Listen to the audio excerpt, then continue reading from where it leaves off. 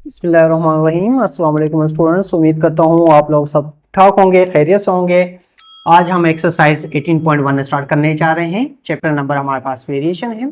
अच्छा students, exercise वाला lecture सुनने से पहले मैं इसका लिंक डिस्क्रिप्शन में शेयर कर देता हूँ कि रेशो वेरिएशन क्या होते हैं, उसके हवाले से मैंने एक लेक्चर बनाया था। पहले वो आप लोग समझ लोगे, सीख लोगे, तो ये आपको एक्सरसाइज करने में बहुत ही आसानी हो। ठीक है स्टूडेंट्स, चलें स्टार्ट करते हैं। अब क्वेश्चन नंबर 1 जो कि आप लोगों के सामने लिखा हुआ है कि फाइंड द रेशियो। अब रेशियो निकालना है। अब रेशियो हमें पता है कि सिंपलेस्ट फॉर्म होती है। तो इसमें फर्स्ट क्वेश्चन है कि 70 kg और 28 kg। हमें पता है कि रेशियो में क्या होना चाहिए, सेम यूनिट होने चाहिए। तो हम लिखेंगे इसको 70 kg क्या है रेशियो 28 kg। ठीक है, तो हमें पता है केजी और केजी हमारे पास तो कैंसिल हो गए। ठीक, तो 70 28। अब या तो आप इसके ऊपर ऐसा टेबल पढ़ लो, छोटे से छोटा भी पढ़ सकते हो। और कोशिश करें जब भी रेशियो को सिंपलेस्ट फॉर्म कर रहे हो तो बड़े से बड़ा टेबल लगा लें। अगर हम 2 का टेबल भी लगा सकते हैं, 2 का टेबल आसान रहेगा, तो ये होगा 35 टाइम लगा और इस पे लगा 14 टाइम। ठीक है, देखिए अभी भी टेबल लगना चाह रहा है क्योंकि 35 और 14 पे कौन सा टेबल लग रहा है, 7 का टेबल है। इस पे लग रहा है हमारे पास कितने टाइम, 5 टाइम। और सॉरी, 7 5 35 और ये इस पे लग रहा है 2 टाइम। ठीक है, तो ऐसे भी हम निकाल सकते हैं। तो 70 और 28 का जो रेशियो बन रहा है वो स्टूडेंट्स हमारे पास क्या बन रहा है, 5:2। बस सिंपल है, इतना ही क्वेश्चन करना है। चलें आगे करते हैं कि क्या कह रहा है कि 60 सेंटीमीटर्स और 1 मीटर। अब हमें पता है 60 सेंटीमीटर्स रेशियो 1 मीटर, और हमें पता है कि 1 मीटर इक्वल होता है 100 सेंटीमीटर के। ठीक है, तो हम क्या करेंगे, 60 सेंटीमीटर हमें यूनिट सेम करना पड़ेगा। तो ये हो जाए रेशियो 100 सेंटीमीटर। तो सेंटीमीटर सेंटीमीटर कैंसिल और लास्ट में जीरो होते हैं, तो लास्ट में जीरो कैंसिल। तो 6:10। अगर इसका हम टेबल लगाएं तो ये क्या हो जाएगा, ये हो जाएगा हमारा 3 टाइम लग रहा है, इस पे लग रहा है 5 टाइम। तो 3:5 सिंपलेस्ट फॉर्म हो गया।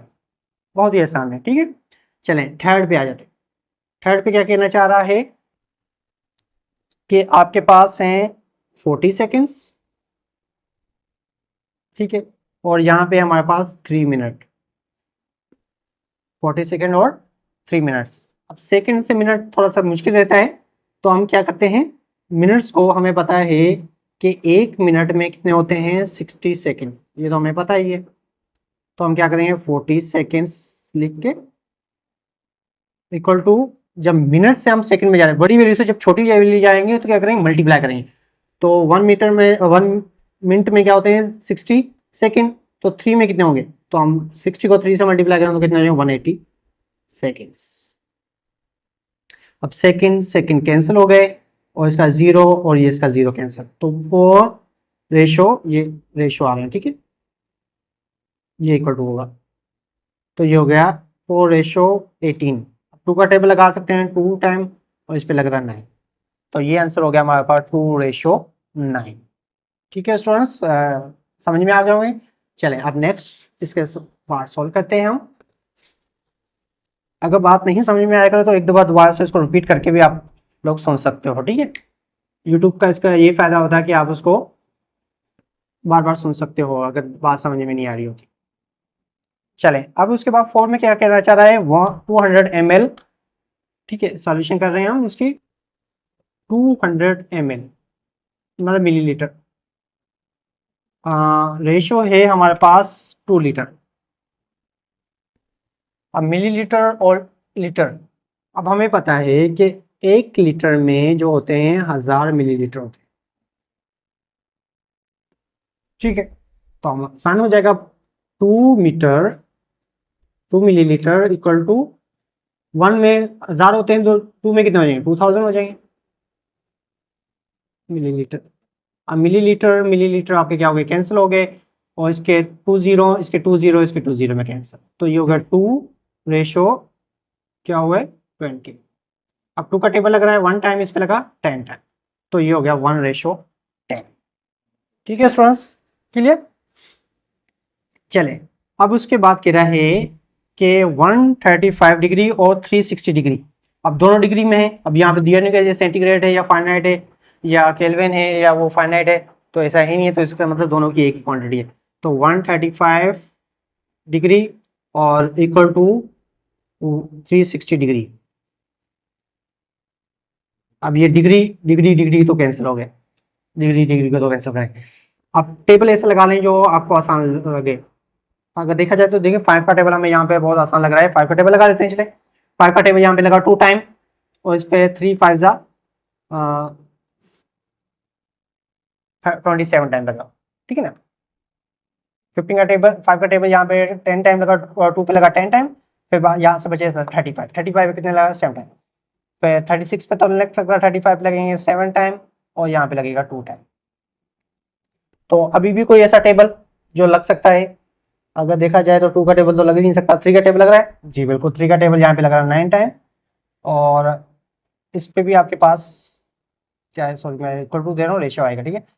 तो ये हो जाएगा हमारे पास 3 1 जा 3 2 6 3 4 जा 5। अभी भी इसके ऊपर 3 का टेबल लग रहा है 3 टाइम और इस पे लग रहा है 8 टाइम, ठीक है। तो कोई भी आप बोले डायरेक्ट टेबल लगा सकते हो या ऐसे लगा सकते हो, ठीक है। तो ये हो गया हमारे पास 3:8। क्लियर। चलें लास्ट हमारे पास है यहाँ पे के, ठीक है। लास्ट थोड़ा सा वो है, बड़ा सा है, लेंथी सा है, मैं थोड़ा सा इसको रेज कर देता हूँ, ठीक है। 5 वाला आप लोगों ने समझ लिया, ठीक है। अब ये 6 वाले पे मैं थोड़ा सा ऐसे लिख रहा हूँ 3.5 क्या है kg, हाँ रेशो 5 kg 200 ग्राम। अब 3.5 kg, अब केजी ग्राम ग्राम आ रहा है, या केजी को सभी को ग्राम में ले आए या ग्राम को सभी को केजी में कर ले, तो केजी को ग्राम में कर लेते हैं। अब हमें पता है कि 1 केजी में जो होते हैं वो क्या होते हैं 1000 ग्राम।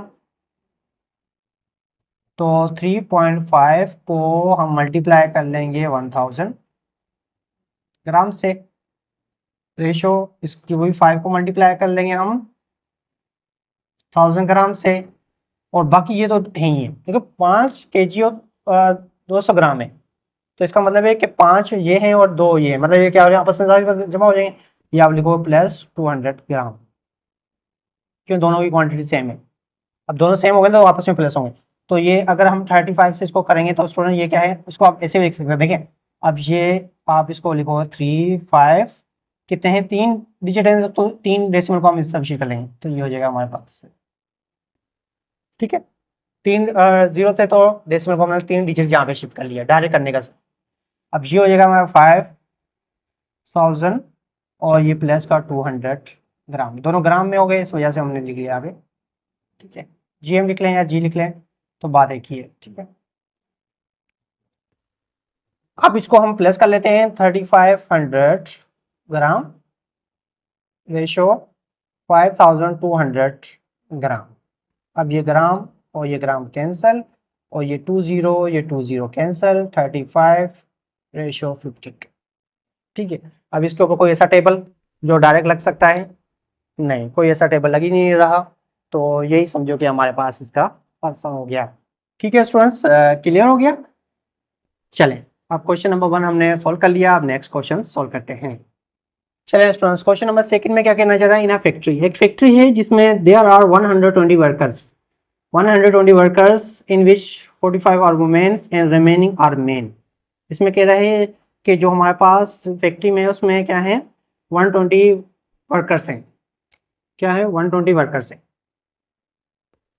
अब 120 वर्कर्स हैं तो उसमें वुमेन कितनी है 45, तो अगर टोटल कितने हैं वर्कर्स कितने हैं, वर्कर्स चलो मैं यहाँ पे लिख रहा हूँ, वर्कर्स जो हैं हमारे पास कितने हैं, वर्कर्स हैं 120, और जबकि वुमेन्स कितनी हैं, वुमेन है 45, तो मेन कितने होंगे पहले हमें ये मालूम करना है, ठीक है। तो मेन कितने होंगे, अब हमें पता है टोटल 120 है, वुमेन 45 है, तो क्या करेंगे जाहिर बात है, अब मेन को अगर हम निकालना है, मेन को हमने अगर निकालना है तो क्या करना है, वर्कर्स में से टोटल वर्कर्स जो हैं उसमें से हम माइनस कर लेंगे वुमेन को, ठीक है। तो मेन अगर माइनस हो जाएंगे तो कितने हो जाएंगे, मेन हमारे सॉरी वुमेन हमारे वर्कर कितने 120 माइनस 45, तो मेन हमारे पास कितने बन गए 120 में से अगर हम 45 माइनस करें तो स्टूडेंट्स कितने बन जाएंगे। तो ये अगर डायरेक्ट करें कैलकुलेटर यूज नहीं करें, ये हो गया हमारा 10 में से 5 गए तो 5, अब ये बच गए हमारे पास 11 में से 4 के बाकी बचे हमारे पास 75। इतना आसान हो जाता है बिला वजह आप कैलकुलेटर का यूज करते हैं। अब हमारे पास वुमेन होगी 45 और मेन हो गया 75। अब इसके पार्ट सॉल्व करते जा रहे हैं, ठीक है। अब फर्स्ट में क्या कह रहा है कि मेन टू वुमेन का रेशियो निकालें, ठीक है। सॉल्यूशन ये मेन और उसका वुमेन। अब हमें पता है मेन कितने हैं, मेन है हमारे पास 75 और वुमेन कितनी है 45। अब मुझे बताएं कि कोई ऐसा डायरेक्ट टेबल 15 का टेबल लगाएं, 15 3 जा 45 और 15 5 जा 75। 15 का टेबल लग रहा है यहाँ पे 5 टाइम और इस पे लग रहा है डायरेक्ट हमारे पास 3 टाइम। सिंपल है, अगर आप 5 का टेबल लगाओगे तो यहाँ पे लगेगा आपके पास 15 टाइम, यहाँ पे लगेगा 9 टाइम, फिर 3 का टेबल लगाओगे तो इससे बेहतर हमने डायरेक्ट कर लिया, ठीक है।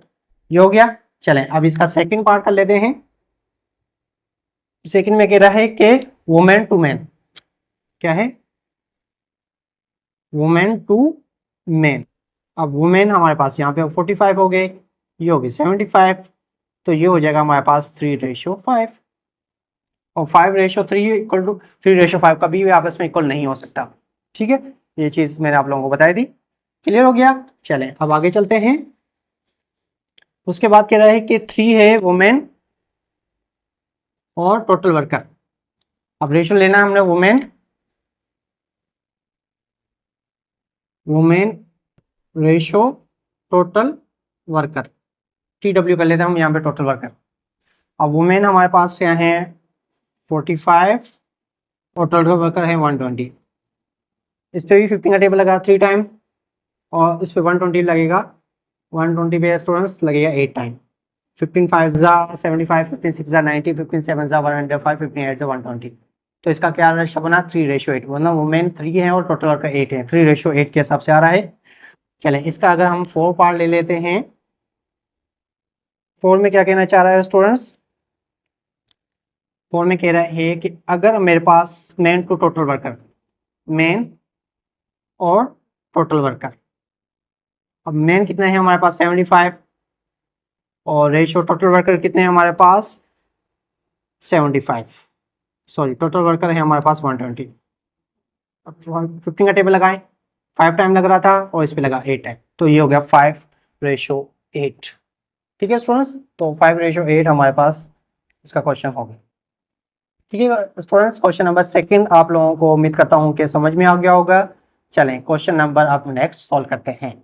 चलें स्टूडेंट्स क्वेश्चन नंबर थर्ड में क्या कहना चाह रहा है कि if 5 × 4x - 2y = 3x - 4y find x ratio y। x और y रेशो आप लोगों ने मालूम करना है। अब ये क्या है हमारे पास x और y की वैल्यू समझोगे हमने यहां से निकालनी है। अब देखें सॉल्यूशन है 5 हमारे पास 5 4x - 2y, ठीक है। और यहाँ पे क्या कह रहा है इक्वल टू है 3x - 4y, ठीक है स्टूडेंट्स। अब हमने इसको किस तरीके से सोल्व करना है और यहाँ पे कह रहा है x/y निकालना है, हमने x/y निकालना है। अब ये देखें दोनों आपस में क्या है मतलब इक्वल टू हैं। 5 को मल्टीप्लाई करेंगे तो क्या आएगा students 20x -10y = 3x - 4y। तो यहाँ पे आप क्या कहना चाह रहा है, अब इसका मतलब है पहले तो हमें x/y निकालना ना, मतलब x अपान क्या होना चाहिए y होना चाहिए। चले तो हम क्या करते हैं x वाले इस तरफ शिफ्ट कर लेते हैं 20x - 3x और यहाँ पे -4y था, इस तरफ हो गया प्लस का 10y, ठीक है ना स्टूडेंट। मैंने 5 को पहले मल्टीप्लाई कर लिया, फिर उसके बाद x वाले इस तरफ शिफ्ट कर लिए, माइनस से क्या हो गया प्लस का हो गया और ये -4 है। अब इसको अगर मैं माइनस करूँ तो स्टूडेंट क्या होते हैं 20 में से कितने बचे 17x और ये हो जाएगा हमारे पास क्या होगा 6y। अब ये कह रहा है कि x रेशो y निकालना है, तो इसका मतलब है y इस तरफ चला जाएगा 17 इस तरफ आ जाएगा, तो ये y x यहाँ पे रहेगा, y यहाँ पे चला गया, ठीक है 6 ये अपनी जगह पे था और 17 हमारा यहाँ पे आ गया। क्लियर। देखिए अब ये हो गया 6 रेशो y इक्वल टू हो गया हमारे पास 6 रेशो 17। तो ये आपका क्या हो गया आंसर बन क्या किया हमने, दोबारा से मैं रिपीट कर रहा हूँ, 5 से मल्टीप्लाई किया, सिंपल, ये हमने सेम लिखा, क्योंकि हमें आंसर चाहिए था x रेशो y में चाहिए था, तो मैंने इस तरीके से मल्टीप्लाई करके ये आंसर निकाला। तो मुझे x क्या चाहिए तो न्यूमिनेटर में और y चाहिए डिनोमिनेटर, इस वजह से मैंने x को इस तरफ शिफ्ट कर लिया और y वाले इस तरफ शिफ्ट कर लिया। जब मैंने पूरी सॉल्यूशन की तो 17x और 6y आ गया, तो ये आपका x यहीं पे रहने दिया, ये y जो मल्टीप्लाई होता है यहाँ पे डिवाइड हो गया, 6 को यहीं पे रहने दिया, जो 17 मल्टीप्लाई होता है यहाँ पे क्या हो गया डिवाइड हो गया।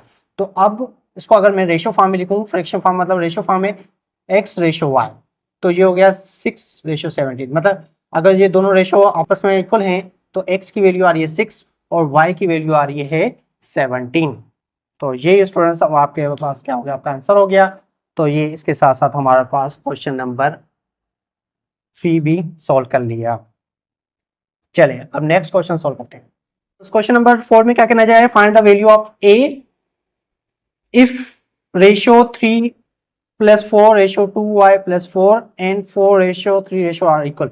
इसका मतलब ये दोनों रेशियोज क्या हैं आपस में इक्वल हैं, तो इसका मतलब क्या कहना चाह रहा है कि 3a plus 4, ठीक है 3a plus 4 ratio 2a plus 5 क्या है इक्वल है। इक्वल को हम क्या कहते हैं प्रोपोर्शन कहते हैं। जब दो रेशियो आपस में इक्वल होते हैं तो स्टूडेंट्स इस वक्त क्या होते हैं, दोनों आपस में क्या होते हैं प्रोपोर्शन होते हैं, ठीक है। तो 3a plus 4 2a plus 4 और रेशियो प्रोपोर्शन। अब हमने पढ़ा है कि जब प्रोपोर्शन आपस में इक्वल होते हैं तो इसकी सॉल्यूशन कैसे करते हैं, the product of mean the product of extreme, ठीक है। तो ये आपका फर्स्ट टर्म इस सेकंड से मल्टीप्लाई होगा और सेकंड टर्म इसके फर्स्ट से मल्टीप्लाई होगा, ठीक है। तो ये 3 मल्टीप्लाई हो जाएगा आपका 3a plus 4 से, ठीक है स्टूडेंट्स, और ये 4 मल्टीप्लाई होगा आपका 2a plus 5 से। अब 3 से मल्टीप्लाई करें 3 9a, 3 को 4 से किया 12, 4 से मल्टीप्लाई करें दोनों टर्म 4 से मल्टीप्लाई होंगे 8a प्लस के 20। चलें अब इसको सॉल्व कर लेते हैं। अब मैंने कहा जब भी आप इस तरीके से याद रखना, जब भी आप वेरिएबल की वैल्यू निकालना चाहते हो तो जब शिफ्टिंग हो रही होती है तो छोटी वैल्यू को आप सेकंड साइड पे शिफ्ट करें। अब यहाँ पे 8a है, यहाँ पे 9a, तो छोटी वैल्यू कौन से 8a, तो इसको आप सेकंड साइड पे शिफ्ट करो 9a माइनस 8। अब ये 20 अपनी जगह पे रहा, क्योंकि मैंने a को करना है, ये प्लस 12 है, इस तरफ जाके क्या हो गया माइनस के 12, ठीक है। अब 9 में से 8 a कितने बचे हुए a, और 20 में से 12 के बाकी बचे 8, तो a की वैल्यू में निकल गई, a की वैल्यू आ रही है 8 और ये इसका क्या हो गया आंसर हो गया। हाँ चलिए स्टूडेंट्स, अगर मैं इसकी वेरिफिकेशन करना चाहूँ देखें 3 8 हो जाएगा प्लस 4, ठीक है, रेशो 2 मल्टीप्लाई होगा 8 से ratio plus 5 equal to 4 ratio 3, देखते हैं बनता है या नहीं। ये हो गया 24 plus 4 ratio 16 plus 5 equal to 4 ratio 3, तो ये 28 21 4 रेशो 3। अब देखिए 7 का टेबल लग रहा है 4 टाइम, इसमें लग रहा है 3 टाइम, और ये भी 4 रेशो 3 आ रहा है, तो इसका मतलब हमारे पास आंसर क्या हुआ, राइट हुआ। तो इस तरीके से आप वेरिफिकेशन भी कर सकते हो, ताकि अगर बोर्ड में पेपर आ जाए तो हमें पता नहीं चल रहा है कि अभी तो आप देख लेते हैं कि बुक के पीछे देख लेते हैं आंसर पता चल गया कि, लेकिन कभी बोर्ड में भी आ जाता है इस टाइप का तो हमें पता नहीं चल रहा कि आया हमारा आंसर सही है गलत है। तो आप इस तरीके से वेरिफिकेशन रफ में चेक कर सकते हो कि आंसर सही है। चलिए स्टूडेंट्स, आज हमने 1 से लेकर 4 तक क्वेश्चन सॉल्व किए थे। इंशाल्लाह नेक्स्ट लेक्चर में इसके मजीद क्वेश्चन सॉल्व करेंगे तो हमारे पास एक्सरसाइज सॉल्व हो जाएगी। तो तब तक अपना ख्याल रखिएगा। ओके स्टूडेंट्स, अल्लाह हाफिज़।